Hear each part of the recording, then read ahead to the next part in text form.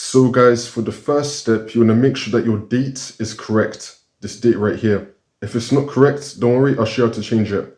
But now for the second step, in the bottom left, we're going to go to Wii options. You want to click on this.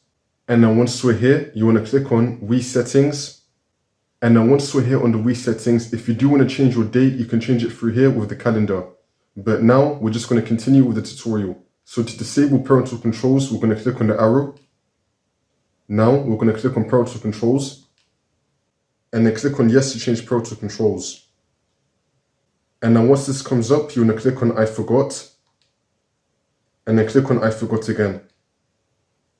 You want to remember this confirmation number, you can write it down. We're now going to head over to our web browser on your phone or your computer or anything. We're now going to go to our web browser. You want to remember this number right here. And now for the next step, you want to go to the link which will be down below in the description. It's going to take you to here, the Wii Parental Control Password Reset Tool. Make sure that your date is correct for your time zone and for your Wii. Make sure that it's the same date. And now you just want to type in the confirmation number that was displayed on your Wii earlier. So for me, type in right now. And now after you type in your confirmation number that appeared on your Wii, you want to click on Get Reset Code. And now this is your unlock code. You want to type this into your Wii. So now I'm back on my Nintendo Wii. You want to click on OK once you get the new code.